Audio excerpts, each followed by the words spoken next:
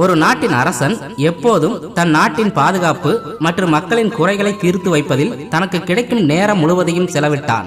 தன் நாட்டின் மீதும் நாட்டு மக்களின் மீதும் அளவு கடந்த அக்கறை வைத்திருப்பது அரசனுக்கு ஒருபுறம் மகிழ்ச்சியாக இருந்தாலும், மனிதர்களுக்காக எழுதப்பட்ட நூல்களையும் இதிகாசங்களையும் படிப்பதற்கு தனக்கு நேரம் இல்லையே என்று வருத்தப்பட்டான்.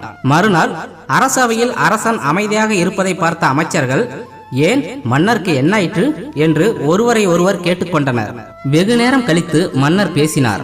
இந்த அவையில் கூடியிருக்கும் அமைச்சர்களே, பக்தி நூல்களையும் இதிகாசங்களையும் கற்று தேர்ந்த புலவர்களே, என் மௌனத்திற்கு காரணம், நான் நாட்டையும் நாட்டு மக்களின் நலனை குறித்தே நாள் முழுவதையும் செலவிடுவதால் நல்ல நல்ல நூல்களையும் ஒரு மனிதனின் வாழ்வியல் குறித்து எழுதப்பட்ட இதிகாசங்களையும் படிக்க நேரமில்லாமல் தவிக்கிறேன். அதனால் நீங்கள் எனக்கு ஒரு உதவி செய்ய முடியுமா என்று அங்கிருந்தவர்களிடம் அரசன் கேட்டான். அரசன் இப்படி கேட்டதும் அங்கிருந்தவர்கள் ஒன்றும் புரியாமல் ஒருவரை ஒருவர் பார்த்து திகைத்து நின்றனர். அப்போது புலவர் ஒருவர், அரசே, உங்களுக்கு உதவி வேண்டும் என்று எங்களிடம் அனுமதி கேட்பதா? உத்தரவு இடுங்கள், நாங்கள் எங்களால் முடிந்த உதவியை செய்கிறோம் என்று கூற, புலவர்களே, நீங்கள் நீதி நூல்களையும் பல இதிகாசங்களையும் கற்று புலமை பெற்றவர்கள். நீங்கள் இன்னும் ஒரு வாரம் அவகாசம் எடுத்துக் கொள்ளுங்கள். நீங்கள் கற்ற நூல்களின் அடிப்படையாக கொண்டு 1 அல்லது 2 வரியில் ஒரு மனிதனின் முழுமையான வாழ்க்கையை கூற வேண்டும். அப்படி நீங்கள் கூறும் பதில் எனக்கு திருப்தியாக இருந்தால் பொற்காசுகளும் நாட்டின் உயர்ந்த பதவியில் உங்களை அமர வைத்து இந்த நாடு உங்களை பெருமைப்படுத்தும் என்று அரசன் கூறினான். இந்த செய்தி நாடு முழுவதும் பரவ, எப்படியாவது அரசனுக்கு திருப்தியான பதிலை தந்து அந்த பொற்காசுகளையும் அரச பதவியும் அடைய வேண்டும் என்று அந்த ஒரு வார காலமும் படிக்காத நூல்களையும் படித்து அரசருக்கான பதிலை தேடிக்கொண்டிருந்தனர். ஒரு வாரம் முடிந்து மீண்டும் அரசவை கூடியது. அங்கு நாட்டில் உள்ள அத்தனை புலவர்களும் அரண்மனையில் கூடியிருந்தனர். அனைவரையும் அன்புடன் வரவேற்ற அரசன், புலவர் பெருமக்களே, உங்களிடம் இருக்கும் உற்சாகத்தை பார்த்தால் நிச்சயம் எனக்கு இன்று விடை கிடைக்கும் என்று நம்புகிறேன் என்ற நம்பிக்கையுடன் ஒவ்வொருவரையும் அழைத்து அவர்கள் கூறும் பதில்களை உன்னிப்பாக கேட்டார். காலையில் தொடங்கி அந்தி பொழுதே வந்துவிட்டது. ஆனால் அவர்கள் கூறிய பதில்கள் அரசருக்கு திருப்தி அளிக்கவில்லை. பெரும் நம்பிக்கையுடன் இருந்த அரசர் ஏமாற்றத்துடன் அமர்ந்திருப்பதை பார்த்த முனிவர் ஒருவர், அரசே, நம் நாட்டின் வட எல்லையில் குருகுலம் ஒன்று இருக்கிறது. அங்கு இருக்கின்ற குரு உங்களின் கேள்விக்கு நிச்சயம் பதில் தருவார் என்று நான் நம்புகிறேன். அவரை சென்று சந்தியுங்கள் என்று முனிவர் கூற, அரசரும் மறுநாள் அங்கு செல்வதற்கான ஏற்பாடுகளை செய்யுமாறு வீரர்களுக்கு உத்தரவிட்டார். குருகுலத்திற்கு அரசர் வருவதை அறிந்த குரு மன்னரை சகல மரியாதையுடன் வரவேற்றார்.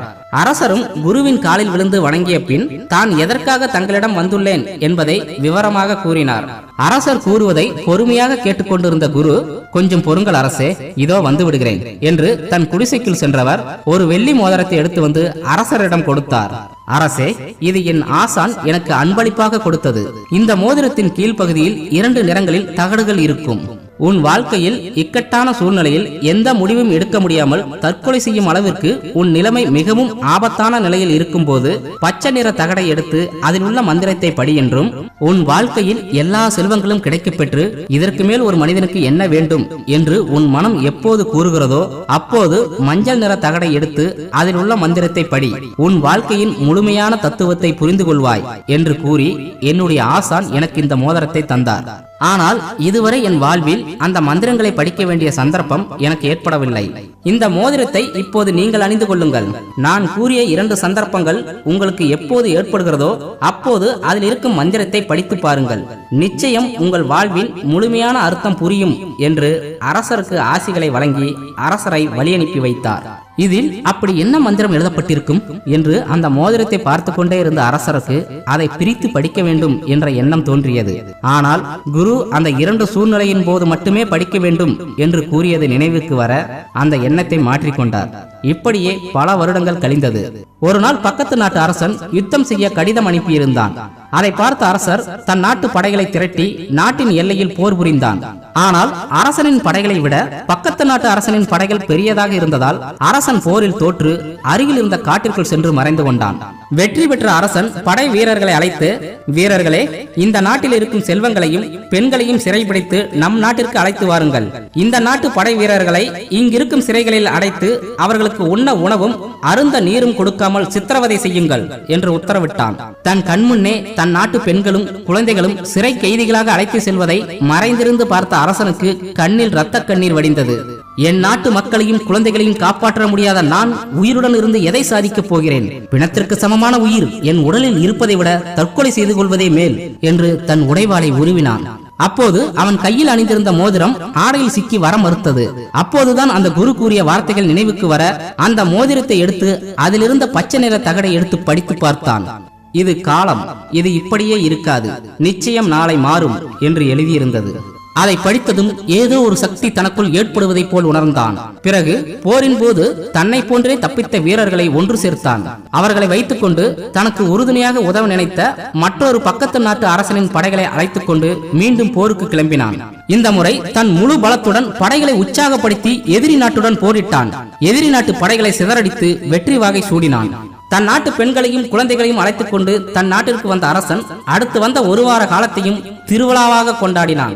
மக்கள் அனைவரும் மகிழ்ச்சியாக இருப்பதை பார்த்த அரசன், மகிழ்ச்சியான மக்கள், அல்ல அல்ல குறையாத செல்வங்கள், தான் என்ன நினைக்கிறேன் என்று புரிந்து செயல்படும் மனைவி, தந்தை தாயின் மனம் நோகாமல் நடந்து கொள்ளும் அறிவான குழந்தைகள், இதைவிட ஒரு மனிதனுக்கு வாழ்வில் இனி என்ன வேண்டும் என்று அரசன் நினைத்துக் கொண்டே அந்த மோதிரத்தில் இருந்த மஞ்சள் நிற தகடை பிரித்து படித்தான்.